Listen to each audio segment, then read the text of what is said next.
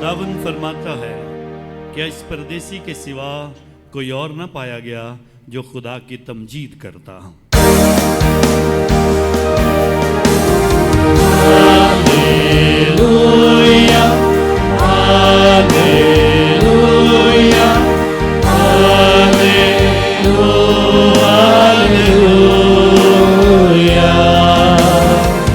Hallelujah, hallelujah,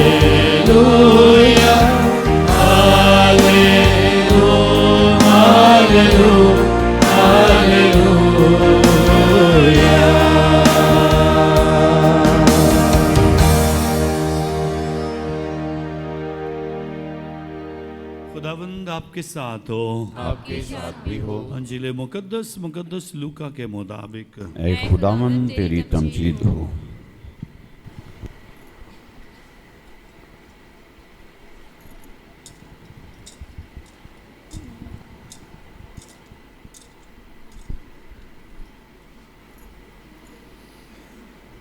उसका 17 बाब 11वीं आयत से। एक दिन ऐसा हुआ कि यीशु यरूशलेम को जाते हुए सामरिया और जलील के बीच से होकर जा रहा था, और जब वो एक गांव में दाखिल होने लगा तो 10 मबरूस आदमी उसे मिले। वो कुछ फासले पर खड़े हो गए और आवाज़ बुलंद करके बोले, ऐ यीशु, ऐ उस्ताद, हम पर रहम कर। उसने देखकर उनसे कहा कि जाओ अपने आप को काहिनों को दिखाओ। और ऐसा हुआ कि वो जाते जाते पाक साफ हो गए। उनमें से एक ने जब देखा कि मैंने शिफा पाई है तो बुलंद आवाज़ से खुदा की तमजीद करता हुआ लौटा और उसका शुक्र करता हुआ उसके कदमों पर मुंह के बल गिरा, और वो सामरी था। यीशु ने मुखातिब होकर कहा, क्या 10 पाक साफ न हुए? फिर वो 9 कहाँ हैं? क्या इस परदेसी के सिवा और ना पाए गए जो लौटकर खुदा की तमजीद कर दे? और उसने उससे कहा, उठकर चला जा, तेरे ईमान ने तुझे बचाया है। अंजील पाक के वसीला से हमारी खताएं माफ़ की जाएं। तेरी स्ताइश हो।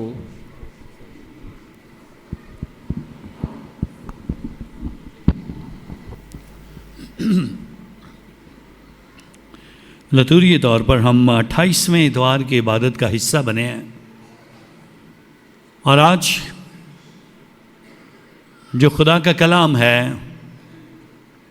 वो हमारी मदद और रहनुमाई करता है कि हम कोढ़ के मर्ज़ के बारे में जानने की कोशिश करें।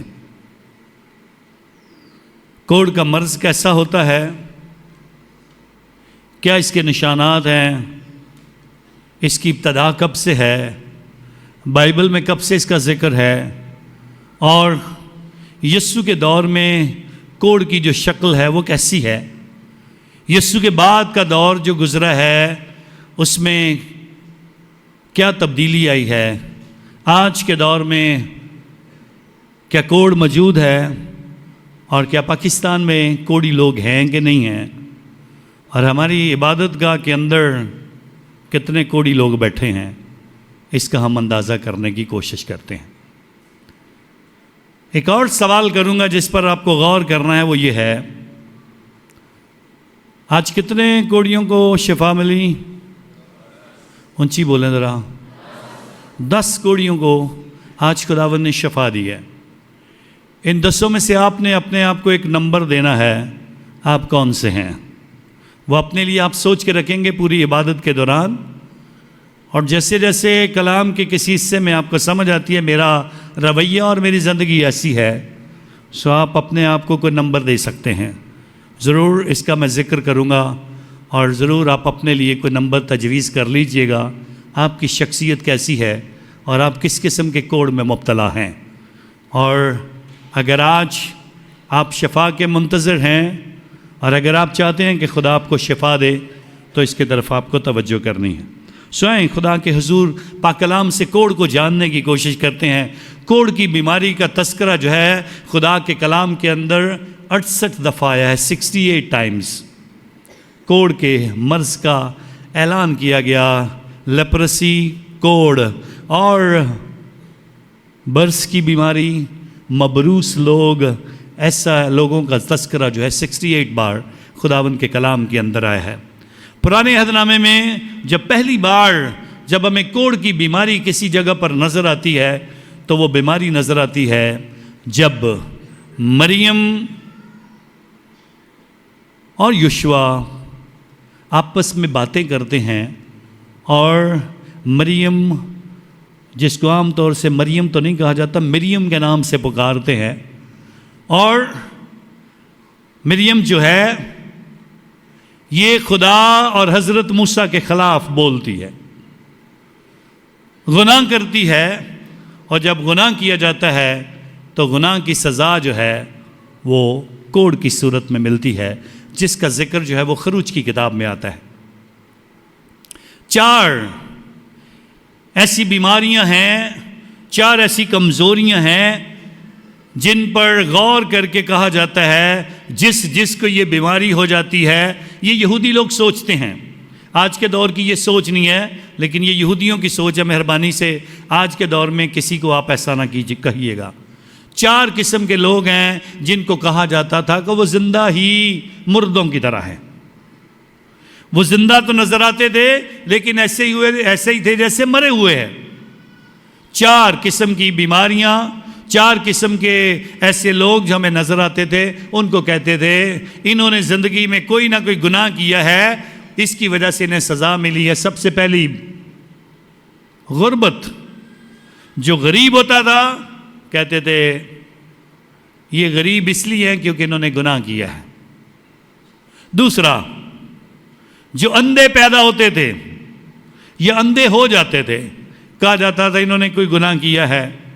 तीसरा, बांझपन की बीमारी, औलाद ना होना, इनको भी कहते थे वो जिंदा हैं पर मुर्दों की तरह हैं। और चौथा था, जिसको भी कोढ़ लग जाता था उसको भी कहते थे वो ऐसे ही हैं, जिंदा हैं पर मुर्दों जैसे हैं। लेकिन प्लीज़ आज के दौर में हम किसी को कुछ ऐसा नहीं कह सकते हैं, क्योंकि हमारे खुदावन यीशु मसीह ने 4 को फ़र्क अंदाज से देखा है, 4 का इलाज किया है और 4 के लिए ये पुकारा है। किसी के गुनाह उसकी ज़िंदगी में सज़ा लाने का वसीला नहीं है, किसी के गुनाह उसकी गुर्बत में इजाफा नहीं करते हैं, किसी के गुनाह उसके लिए बीमारी का सबब नहीं है, किसी की बे औलादी जो है वो उसके गुनाह की वजह से नहीं है। खुदावन यीशु मसीह ने 4 को अलग-अलग डील किया है। गरीबों के लिए उसने कहा मत्ती रसूल की इंजील 5वें बाब में, मुबारक हैं वो जो गरीब हैं क्योंकि खुदा की बादशाही उन्हीं की है। सो गरीबों को उसने बरकत दी है। अंधे जो हैं उनके इलाज के लिए खुदावन ने यूहन्ना की इंजील में जब पैदाइशी अंधे को शिफा देकर कहा, उस वक्त लोगों ने सवाल किया, खुदावन बता इसके माँ बाप ने गुनाह किया था या इस बच्चे ने गुनाह किया था? खुदावन ने कहा था नहीं, ये गुनाह की वजह से नहीं बल्कि खुदा के नाम को जलाल देने के लिए अंधा पैदा हुआ था। आज ये मोजज़ा करने के लिए पैदा हुआ था। और फिर बांझपन के हवाले से आप सारे जानते हैं, चाहे सारा की बात हो, चाहे हन्ना की बात हो, चाहे खुदावन के हजूर एलिज़ाबेथ की बात हो, खुदावन ने उनके रहम को बराबर करके बताया कि खुदा के हजूर जब दुआ करोगे मैं तुम्हें औलाद जैसी नेमत से भी नवाज दूंगा। तो इसलिए वो लोग जिंदों में शुमार किए गए, उनको खुदा ने बरकत अता कर दी और खुदा ने उन पर रहम कर दिया। इसलिए खुदावन के हजूर आज के दौर में किसी को हम बुरा नहीं कह सकते हैं। जो ईमान रखता है उसके लिए कुछ भी हो सकता है। सो आज चौथा नुक्ता जिस पर यीशु ने गौर करने के लिए कहा है वो कोढ़ है। और आज यीशु कोढ़ियों को शफा देकर दुनिया से इस सोच को ख़त्म कर देता है। इंसान की कदर क्या है? इंसान अशरफुल मखलूक़ात है। इंसान ईमान लाए तो कुछ भी हो सकता है। ईमानदार के लिए सब कुछ मुमकिन है। जो मांगेगा उसको शफा और सेहत मिलेगी और खुदा के नाम को जलाल मिलेगा। तो इसके लिए खुदावन के हजूर आज हम कोढ़ के मर्ज़ को जानने की कोशिश करते हैं खुदा के हजूर। सो इसलिए सबसे पहले हज़रत मूसा की बहन मरियम को कोढ़ की बीमारी लगी और उसके बाद दुआ करने के बाद معافی مانگنے کے بعد، خدا کے ساتھ میل کرنے کے بعد اور خدا کے حضور اقرار کرنے کے بعد خداوند کے حضور اسے صحت مل گئی، اسے شفا مل گئی اور وہ تندرست ہو کر خداوند کے نام کو جلال دیتی ہے۔ آئیں خدا کے حضور آج کی پہلی تلاوت میں ایک شخص کا ذکر کیا گیا ہے جو نعمان سریانی کے نام سے یاد کیا جاتا ہے۔ اس کو کوڑ کی بیماری ہے، اور کوڑ کی بیماری کیسی ہے؟ انسانی جسم کے اوپر سفید رنگ کے داغ نظر آتے ہیں اور ان داغوں کے اندر خون کی فراوانی رک جاتی ہے اور آپ کوئی بھی سوئی لے کر اس کے اندر لگانے کی کوشش کریں گے، ان کو درد بھی نہیں ہوگا، خون رک جاتا ہے، جسم کے حصے مرنا شروع ہو جاتے ہیں۔ اس لیے یہ کوڑ کی نشانیاں اور اس کی نشاندہی پرانے وقتوں میں صرف کاہن کرتے تھے۔ آج کے دور میں بھی کوڑ کی کئی قسمیں ہمارے ہاں موجود ہیں، لیکن میں ان کا ذکر نہیں کروں گا کیونکہ آپ کسی کے سے نفرت نہ کرنا شروع کریں۔ کیا ہوتا ہے کوڑ کے اندر؟ جب کوڑ لگتا ہے تو اس کا پہلا اثر پاؤں کی انگلیوں کے اوپر اور ہاتھوں کی انگلیوں کے اوپر ہوتا ہے۔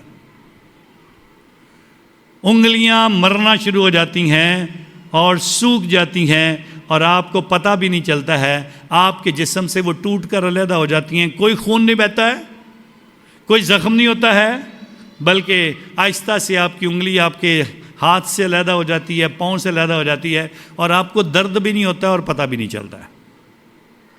جسم کے حصے مرنا شروع ہو جاتے ہیں۔ پاکستان میں کراچی کے شہر میں بہت بڑا ہمارا لیپرسی سینٹر رہا ہے اور ابھی بھی ہے۔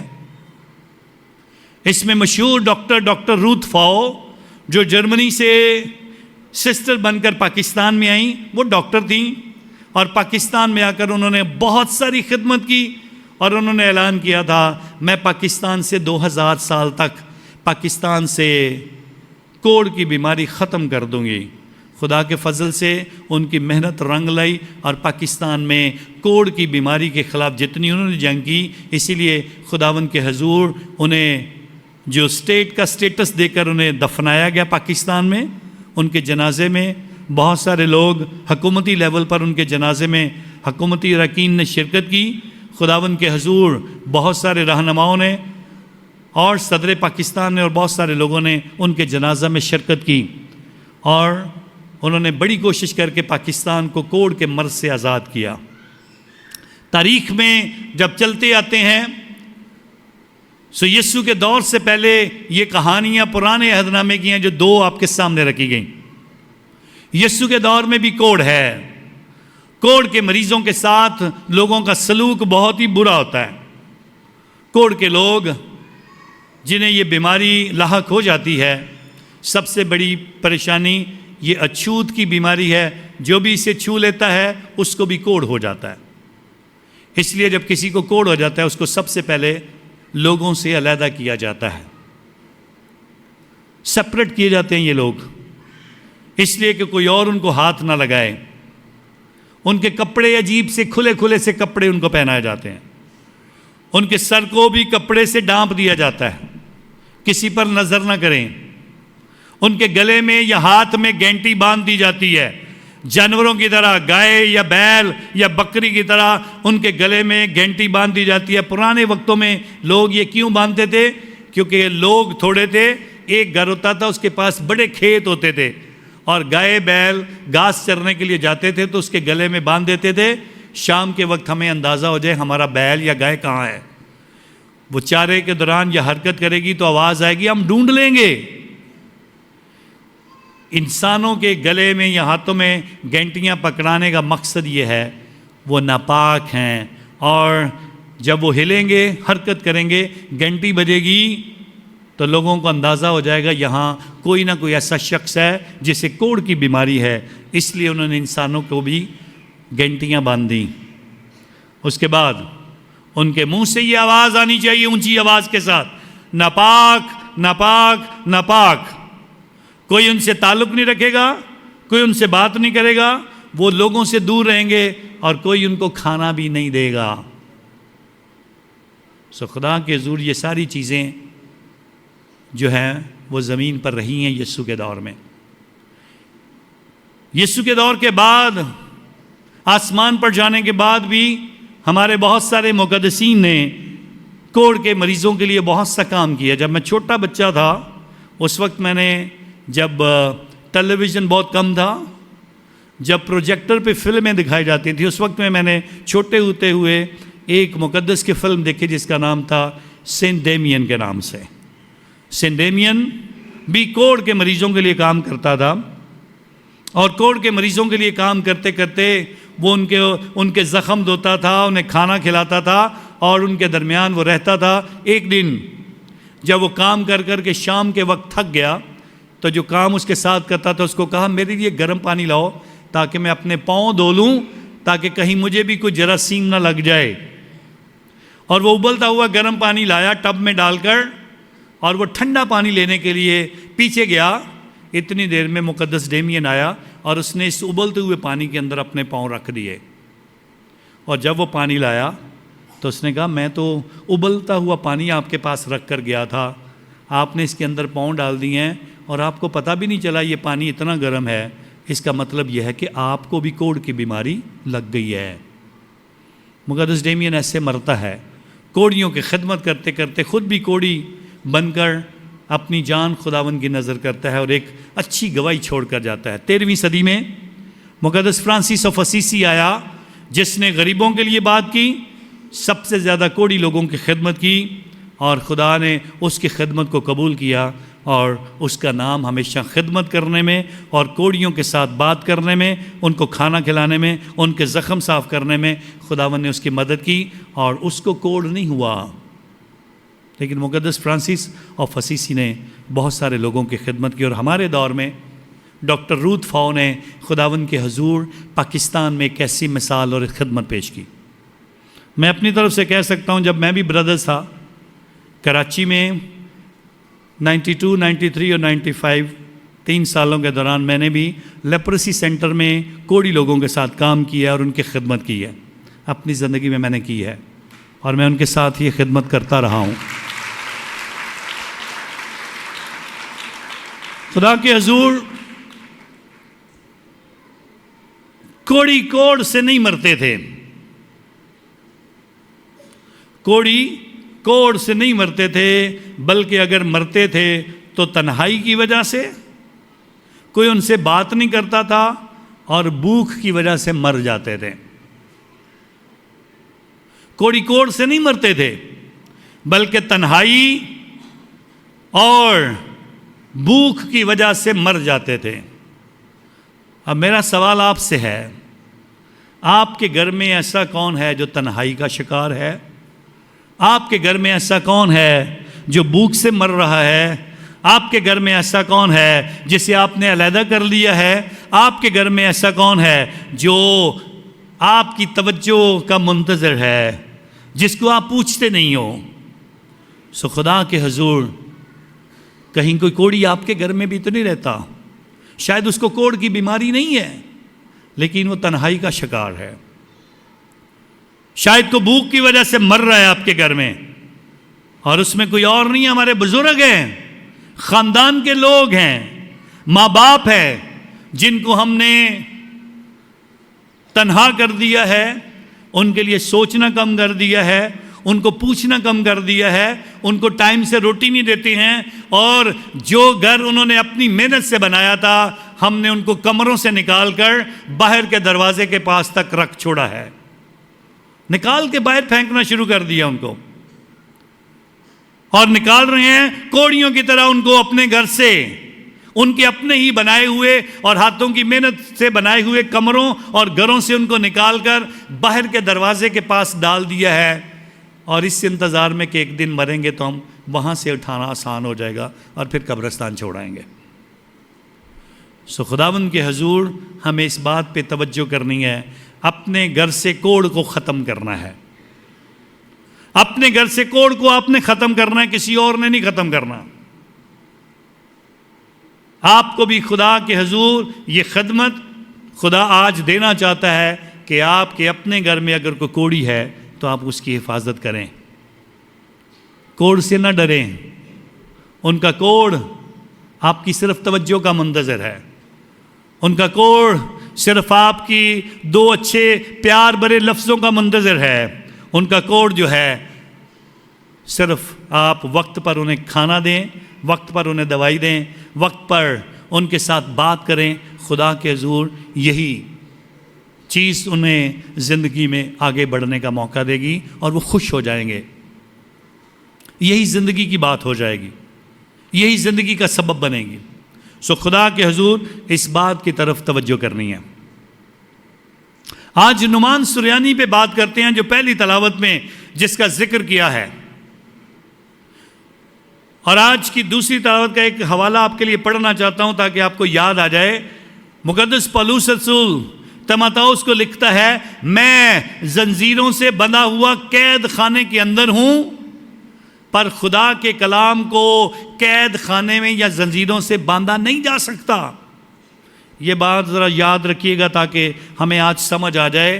ہم کبھی کبھی بہت سی سوچ ایسی رکھتے ہیں جو بہت چھوٹی سوچ ہوتی ہے، اور مقدس پولس رسول کہتا ہے خدا کے کلام کو زنجیروں سے باندھ کے نہیں رکھا جا سکتا، وہ بڑھتا ہے اور سب تک پہنچتا ہے۔ سو آج خدا کے کلام کی بشارت اور ایمان کی بشارت نعمان سریانی کے گھر میں پہنچی ہے ایک چھوٹی بچی کے وسیلے سے، جو اس کے گھر میں ملازمہ ہے۔ نعمان سریانی ایک سپہ سالار ہے جو آرام کے بادشاہ کا بہت ہی اہم سپہ سالار ہے۔ آرام کے بادشاہ کی سلطنت اور اس کی سلطنت کی مضبوطی اور اس کی سارا مال و دولت اس نعمان سریانی کی وجہ سے ہے، اس کی ساری دولت نعمان سریانی کی وجہ سے ہے۔ وہ بادشاہ کی نظر میں بہت اہم شخص ہے، اور اس بڑے اہم شخص کی زندگی کی ایک کمزوری وہ ہے کہ اس کو کوڑ کی بیماری ہے۔ اب یہاں پہ دو باتیں جو عجیب سی ہیں، ایک تو یہ چھوٹی بچی جو جانتی ہے کوڑی شخص کے پاس نہیں جانا، لیکن وہ اس گھر میں زندگی گزار رہی ہے۔ اس نعمان سریانی کی بیوی کو پتہ ہے میرے خاوند کو کوڑ ہے، وہ بھی اس کے ساتھ زندگی گزار رہی ہے، لیکن یہ چھوٹی بچی آج خدا کے کلام کو بنی اسرائیل سے لے کر اس آرام کے ملک میں لے جا کر اپنی زندگی سے ظاہر کر لیا ہے، اس لیے کلام کو کہیں باندھا نہیں جا سکتا۔ یہ چھوٹی بچی آج ایمان کی اور کلام کو پھیلانے اور بشارت دینے اور خدا کی گواہی دینے کے لیے استعمال کی جاتی ہے، اور اپنی مالکہ سے بار بار کہتی ہے اگر میرا مالک ہمارے نبی کے پاس چلا جائے یہ ٹھیک ہو جائے گا، اگر ہمارا مالک بنی اسرائیل میں چلا جائے یہ ٹھیک ہو جائے گا، اگر ہمارا مالک یروشلم میں چلا جائے جہاں خدا کی ہیکل ہے یہ ٹھیک ہو جائے گا، یہ وہاں پہ جائے گا ٹھیک ہو سکتا ہے۔ یہ اس نے ایک بار نہیں کہا ہوگا، کئی بار کہا ہوگا۔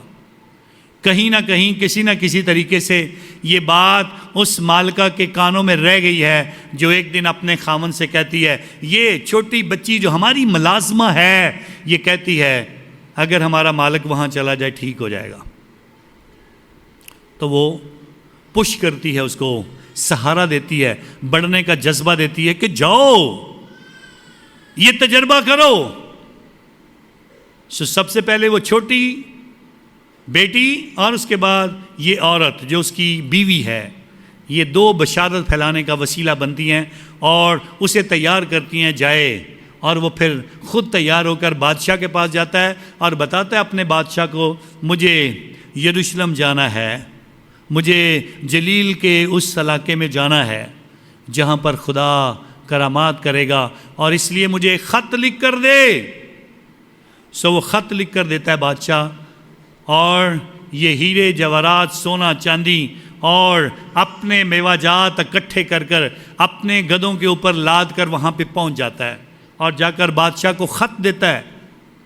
اور بادشاہ جب خط پڑھتا ہے تو بادشاہ پریشان ہو جاتا ہے اور بولتا ہے آرام کا بادشاہ میرے ساتھ جنگ کرنے کے لیے سوچتا ہے، میرے خلاف منصوبہ بناتا ہے، کیا میں خدا ہوں جو شفا دے دوں گا؟ کیا میں کون ہوں کہ میں کوڑ کے مریضوں کو تندرستی میں تبدیل کر سکتا ہوں؟ میرے پاس ایسا کیا ہے؟ اور غصے میں آ کر بادشاہ اپنے کپڑے پھاڑتا ہے.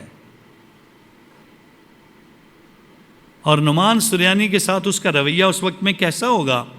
کیونکہ یہودی تو کسی کوڑی کے پاس نہیں آتے، نہ بات کرتے ہیں. سو نعمان سریانی کا لیٹر اس نے کیسے پڑھا ہوگا، کیسے اس کا سامنا کیا ہوگا، کیسے اس کو غصہ آ رہا ہوگا. اور اس غصے کی بات جب الیشا نبی کے پاس پہنچی ہے تو الیشا نبی خداوند کے حضور بادشاہ کو پیغام بھیجتا ہے، بادشاہ اسے میرے پاس بھیج، میں اس کا کوڑ ٹھیک کر دوں گا. سو بادشاہ اس کو الیشا کے پاس بھیجتا ہے اور الیشا اپنے کمرے میں بیٹھا ہوا ہے. پیغام پہنچا ہے باہر نعمان سریانی آیا ہے. تو الیشا اندر سے اسی کو بھیجتا ہے، اپنے میسنجر کو، پیغمبر کو، پیغام رساں کو، جا اور اسے بتا اردن میں جا کر 7 دفعہ غوطہ لے لے، ٹھیک ہو جائے گا. نعمان سریانی اتنا بڑا سپہ سالار، اتنا مضبوط شخص، کوئی میرے سامنے بھی نہیں آنا چاہتا، کوئی مجھے منہ نہیں لگانا چاہتا، کوئی میرے ساتھ بات نہیں کرنا چاہتا. یہ کیسا نبی ہے جس نے نہ مجھے دیکھا ہے، نہ میرے ساتھ بات کی ہے، نہ میرے زخم دیکھے ہیں، نہ میرے کوڑ کو جانچا ہے، اور مجھے باہر سے کہہ دیا جا 7 دفعہ اردن میں غوطہ لگا. کیا میرے ملک کے دریا اس سے زیادہ خوبصورت نہیں ہے؟ وہاں کا پانی نیلا بھی ہے، سبز بھی ہے، وہ خوبصورت بھی ہے، میٹھا بھی ہے، اچھا بھی ہے. کیا میں اپنے ملک میں نہیں نہا سکتا تھا؟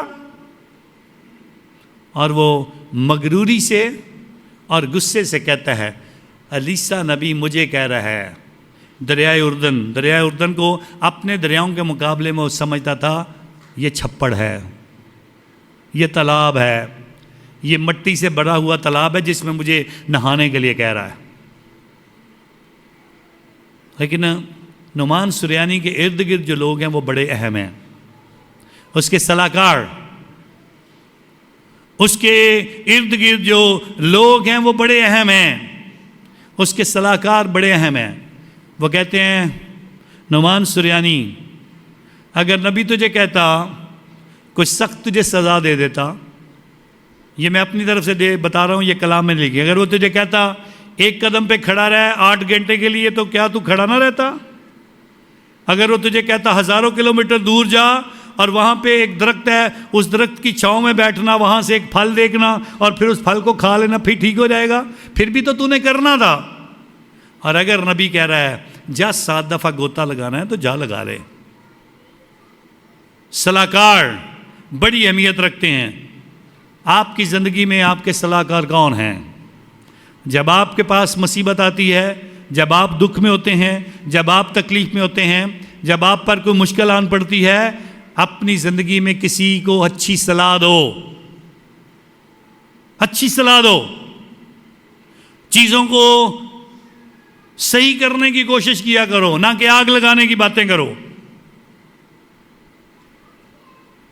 اسی وقت وہ چاہتے تو نعمان سریانی کو بہت کچھ کہہ سکتے تھے، اسے بھڑکا سکتے تھے، اسے بادشاہ کے اور الیشا نبی کے خلاف کر سکتے تھے. لیکن انہوں نے کہا نہیں، جیسا خدا کے نبی نے کہا ویسا کر. سو آپ بھی مہربانی سے ایک دوسرے کو اچھی صلاح دیا کرو. اس صلاح سے وہ گیا اور 7 دفعہ غوطہ لیا اور وہ تندرست ہو گیا. تندرست ہونے کے بعد وہ کیا کر سکتا تھا؟ اپنے ملک کو واپس جا سکتا تھا، خوش ہو سکتا تھا.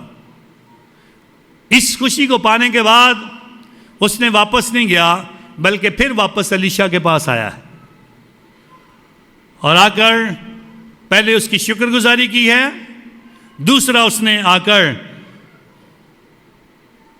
اس سے کہا ہے کہ میں نذرانے لے کر آیا تھا، یہ تجھے دینا چاہتا ہوں اور میں شکر گزاری کرنا چاہتا ہوں. تیسری بات اس نے کہا تھا اس جگہ کی مٹی میں لے کر جاؤں گا. نذرانے الیشا نے قبول نہ کیے، بلکہ اس نے کہا یہ خدا کی مرضی تھی کہ تو تندرست ہو تو تندرست ہوا، یہ نذرانوں کی بات نہیں ہے. اس نے کہا تھا میں مٹی لے کر یہاں سے جاؤں گا. کیوں؟ مٹی لے کر جانے کا مقصد کیا تھا؟ پاک دھرتی کی مٹی ہمیشہ پاک ہوتی ہے، اور اس نے کہا تھا میں یہ مٹی لے کر جاؤں گا۔ دو کاموں کے لیے مٹی لے کر جاتے ہیں، یا تو اس سے کوئی ہیکل تیار کی جائے، یا پھر پرانے وقتوں میں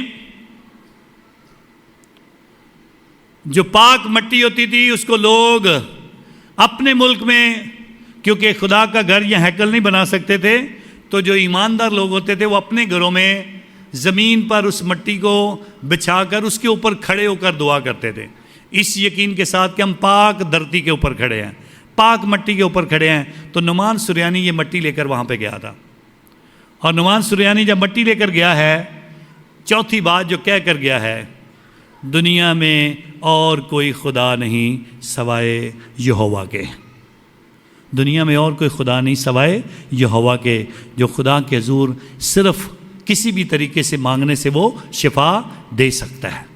سو ہمیں اس بات کا یقین رکھنا چاہیے۔ آیا تو وہ شفا لینے کے لیے تھا، لے کر گیا ہے، لے کر وہ ایمان گیا ہے، لے کر وہ خدا گیا ہے، لے کر وہ پاک مٹی گیا ہے، لے کر وہ اپنے خاندان کے لیے برکتیں گیا ہے۔ جب آپ خدا کے گھر میں آتے ہیں سو اپنے اپنے کوڑ کے ساتھ ہم آتے ہیں، اپنے اپنے کوڑ کے ساتھ ہم آتے ہیں۔ جاتی دفعہ آپ یہاں سے کیا لے کر جاتے ہیں یہ آپ کو سوچنا ہے۔ آپ خدا کے گھر سے کیا لے کر جاتے ہو؟ نعمان سریانی آیا، ایمان لے کر گیا، مٹی لے کر گیا، خدا کو ساتھ لے کر گیا، اور اپنے گھر کے لیے برکتیں لے کر گیا۔ آپ خدا کے حضور سے کیا لے کر جاتے ہو یہ آپ کو سوچنا اور فیصلہ کرنا ہے۔ آج یسوع مسیح جب 10 کوڑیوں کو شفا دیتا ہے، اس کی طرف توجہ کرتے ہیں۔ یسوع مسیح کتنے کوڑیوں کو شفا دیتا ہے؟ 10 کوڑیوں کو، اور میں نے کہا تھا 10 میں سے آپ کا نمبر کون سا ہے؟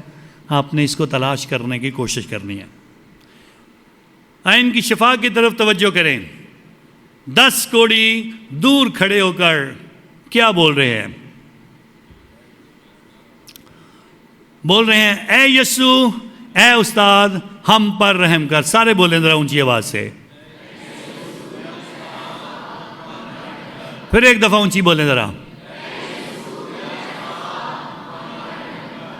اے یسوع، اے استاد، ہم پر رحم کر۔ شفا تو انہوں نے مانگی نہیں ہے، کوڑ اپنا تو دکھایا نہیں ہے، تکلیف اپنی دکھائی نہیں ہے یسوع کو۔ کیا بولا ہے؟ اے خداوند رحم کر۔ اور آپ بھی جب خدا کے گھر میں یہاں پر آتے ہیں، اپنا اپنا کوڑ، اپنے اپنے گناہ دکھا کر خدا کو اقرار کر کے، معافی مانگ کر، توبہ کر کے خدا کے حضور ہم اونچی اونچی آواز سے پکار رہے ہوتے ہیں، اے خداوند رحم کر، اے مسیح رحم کر، اے خداوند رحم کر۔ کیوں پکار رہے ہوتے ہیں؟ کیونکہ خداوند کو پتہ ہے ہمیں کون سی شفا کی ضرورت ہے۔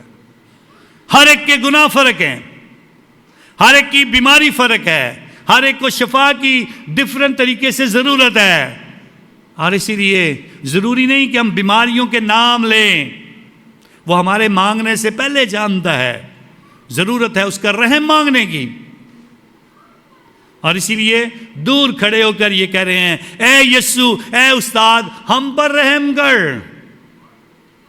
کیا یسوع نے ان کے زخموں کو چھوا ہے؟ کہ یسوع نے ان کے کوڑ کو چھوا ہے؟ ہاں یا نہ؟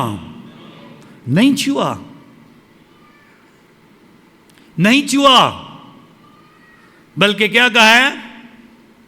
جاؤ اور جا کر کاہنوں کو دکھاؤ۔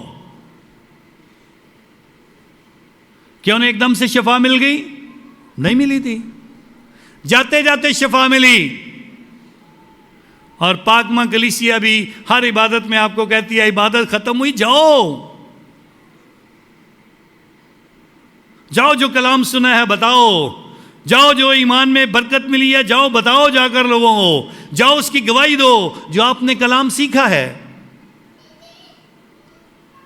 ہم بیمار چرچ میں آتے ہیں، دعا کرتے ہیں، ہماری بیماری یہاں پہ اگر ٹھیک نہیں ہوتی ہے، خدا کے گھر سے جاتے جاتے اپنے گھر تک پہنچتے ہماری بیماری ٹھیک ہو جاتی ہے۔ اب اس کے بعد کیا کرنا ہے یہ ضروری ہے، اس کے بعد کیا کرنا ہے یہ ضروری ہے۔ خداوند نے کہا ہے جاؤ اور کاہنوں کو دکھاؤ، اور راستے میں جاتے جاتے ان کا کوڑ ٹھیک ہو گیا۔ اب آپ کا نمبر کون سا ہے اس کی طرف توجہ کرتے ہیں۔ سارے جب ٹھیک ہو گئے ہیں تب ان کے درمیان جو گفتگو ہو رہی ہے، جو اپنے زخم دیکھ رہے ہیں، وہ بہت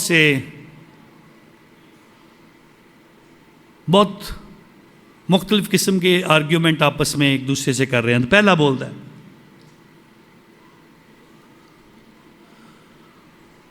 اپنے زخموں کو دیکھ کر جو شفا میں بدل گئے ہیں، پہلا بولتا ہے ہمیں انتظار کرنا چاہیے، پتہ نہیں تھوڑی دیر کے بعد پھر نہ خراب ہو جائے، پتہ نہیں ہماری شفا دائمی ہے کہ نہیں ہے، ٹھیک ہوئے ہیں کہ نہیں، شاید یہ وقتی طور پر ہو۔ پہلا بولتا ہے ہمیں انتظار کرنا چاہیے۔ ہمیں اس بات کی طرف توجہ کرنی، انتظار کرنا چاہیے۔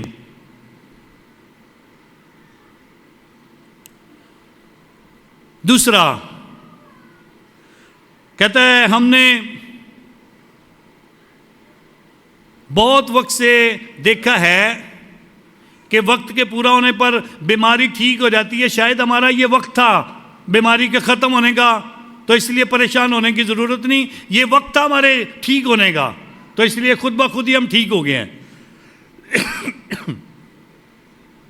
تیسرا کہتا ہے میں تو شروع سے سوچ رہا تھا ہمیں تو کوڑ کی بیماری نہیں تھی، شاید کاہنوں نے ہمیں اچھے طریقے سے نہیں دیکھا، شاید انہیں پتہ ہی نہیں چلا، اور ہمارے گھر والوں کو بھی پتہ نہیں چلا، انہوں نے ہمیں ڈکلیئر کر دیا کہ تمہیں کوڑ ہے، اور ہم دور ہو گئے ایک دوسرے سے۔ چوتھا کہتا ہے مجھے تو پکا یقین تھا کہ ایک نہ ایک دن ایسا آنا ہے ہم نے ٹھیک ہونا ہی ہونا ہے، کچھ بھی ہو جائے۔ ہم بھی ایسے بہت باتیں کر رہے ہوتے ہیں، ٹھیک ہے وہ ایک نہ ایک دن آئے گا ہم ٹھیک ہو جائیں گے۔ پانچواں کہتا ہے یاد کرو جب ہم اکٹھے بیٹھ کر باتیں کرتے تھے تو میں کیا کہتا تھا، ہمیشہ پازیٹیو سوچ رکھو، پازیٹیو سوچ ہمیشہ اچھی تبدیلی لاتی ہے، تو ایک دن ہم کوڑ سے ٹھیک ہو جائیں گے، اس لیے ہم کوڑ سے ٹھیک ہو گئے ہیں۔ چھٹا کہتا ہے یسوع نے تو کچھ نہیں کیا، نہ اس نے ٹچ کیا ہے، نہ اس نے ہمارے زخموں کو دیکھا ہے، دور ہی سے کہہ دیا جاؤ چلے جاؤ، جا کر کاہنوں کو دکھاؤ ہم ٹھیک ہو گئے ہیں۔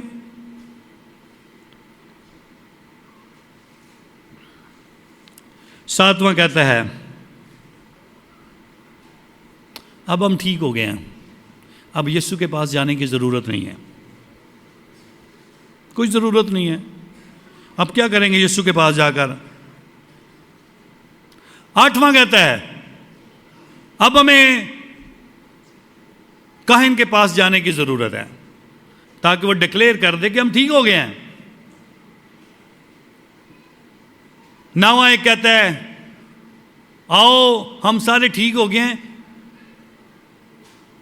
یسوع کے پاس نہیں جائیں گے ہم کیونکہ وہ ناراض نہ ہو جائے، اس نے تو کہا تھا کاہنوں کے پاس جاؤ، اگر یسوع کے پاس جائیں گے تو وہ ناراض ہو جائے گا۔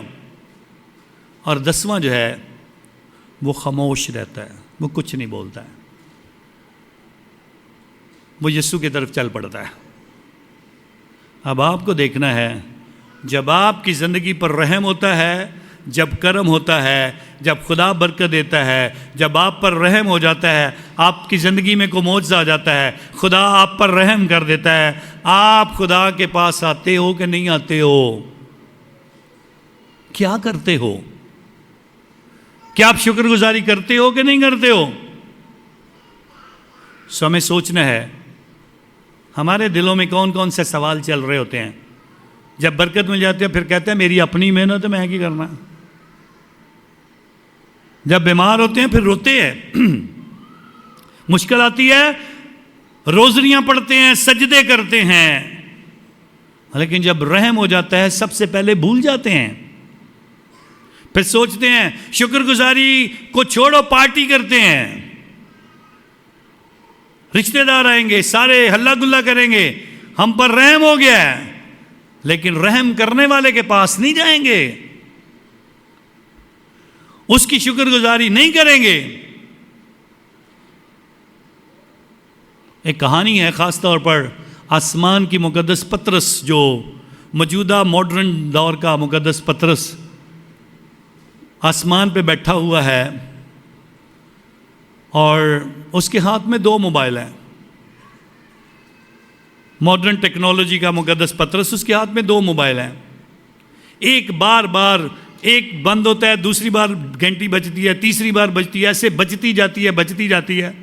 دوسرا موبائل بالکل سائلنس، اس پہ کبھی گھنٹی نہیں بجتی ہے۔ تو ایک شخص کچھ دن دیکھتا رہتا ہے، تو ایک دن جا کے مقدس پطرس سے پوچھتا ہے، ایک موبائل آپ کا بجتا رہتا ہے، دوسرا بجتا نہیں، دوسرا کیا موبائل خراب ہے؟ اس نے کہا نہیں، ٹھیک ہے، تو یہ کیوں بجتا رہتا ہے؟ کہتا ہے اس میں ساری کی سارے ان لوگوں کی کالز آتی ہیں جو ہمیشہ فیور کی بات کرتے ہیں، میرے لیے یہ کر دو، میری یہ درخواست قبول کر لو، میرے لیے یہ ہو جائے، میرے لیے یہ ہو جائے۔ کہتا ہے اس موبائل کا کیا مطلب ہے؟ کہتا ہے یہ وہ والا موبائل ہے جس پہ شکر گزاری کرنی ہوتی ہے، وہ کوئی نہیں کرتا ہے، اس لیے یہ خاموش رہتا ہے۔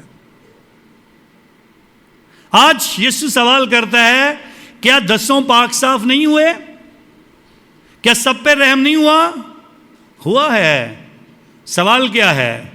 باقی کے 9 بولے ذرا، باقی کے 9 کہاں ہیں؟ یہ 3 دفعہ سوال کیا گیا کلام کے اندر۔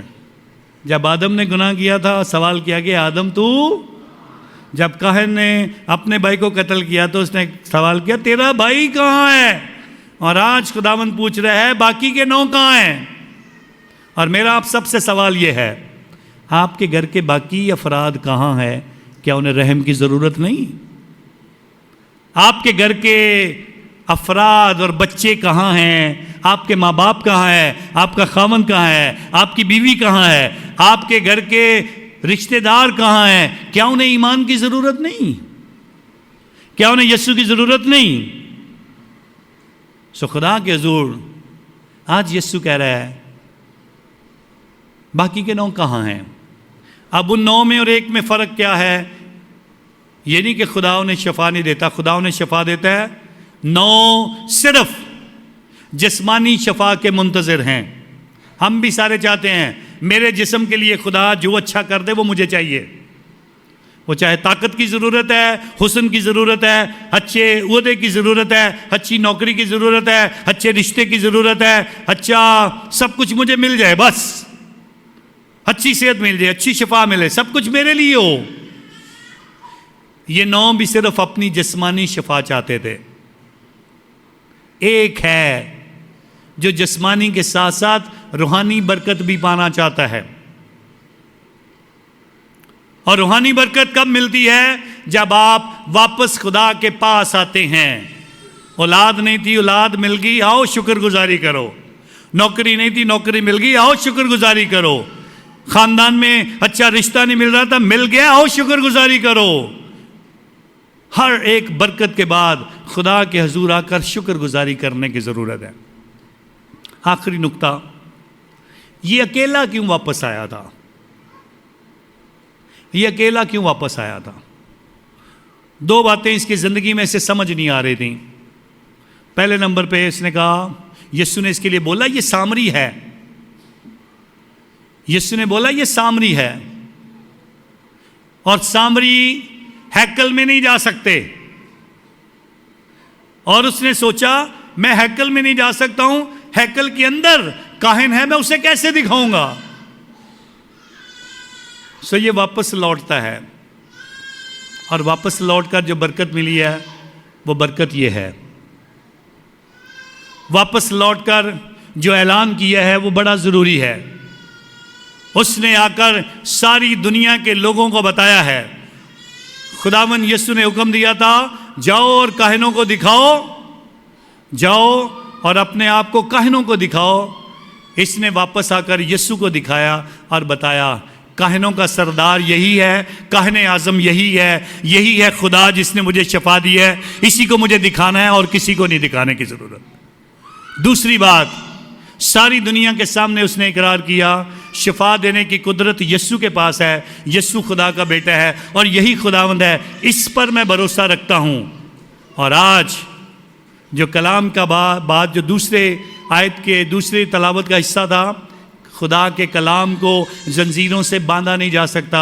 ये कलाम यहूदियों से निकलकर उधर नुमान सुरयानी के घर में पहुंच गया, इधर खुदावंद के हजूर इन कोड़ियों से निकलकर इस पाक साफ होने वाली कोड़ी के घर तक पहुंच गया जो कि सामरिया का रहने वाला था, क्योंकि सामरियों से यहूदी नफरत करते थे। खुदा के कलाम को कोई बांध नहीं सकता है। और आज खुदा का कलाम चाहता है वो भी गिरजाघर में ना बंधा रहे, बल्कि आपके ज़रिए से बाहर जाए, आपके वसीला से, आपकी ज़िंदगी के वसीला से हर एक के पास पहुँचे, हर एक इस कलाम की बातें दूसरों तक पहुँचाए और खुदा के हजूर सवाल करे हमेशा, मैं अपनी ज़िंदगी में कैसे अच्छा हो सकता हूँ। आपकी ज़िंदगी का जो कोड है वो ये है। जिस्मानी तौर पर हमें शायद कोड़ की बीमारी नहीं है, रूहानी तौर पर है। और वो बीमारी जो कोड़ की है, आपके झूठ बोलने से, नफ़रत करने से, हसद फैलाने से, लड़ाइयाँ झगड़े करने से, दूसरों को बेइज्जत करने से, दूसरों को नीचा दिखाने से। और जब आप ज़ना करते हो, जब आप चोरी करते हो, जब खुदा के हुक्म तोड़ते हो, तो ये रूहानी कोड़ की बीमारियां हैं। और सबसे बढ़कर जो सुस्ती की बीमारी, काहली की बीमारी, खुदा के घर न आने की बीमारी और खुदा की इबादत न करने की बीमारी, जो कलाम न पढ़ने की बीमारी है, जो दुआ न करने की बीमारी है, ये कोड़ है जो रूहानी तौर पर हमारे अंदर लगा है। और आज हमें एक बात ही कहनी चाहिए इन कोड़ियों की तरह, ऐ यस्सु, ऐ उस्ताद, हम पर रहम कर। सारे बोलेंगे एक दफ़ा, ऐ यस्सु, ऐ उस्ताद, हम पर रहम। खुदा आप सबको बरकत दे, मसीह यस्सु के नाम से।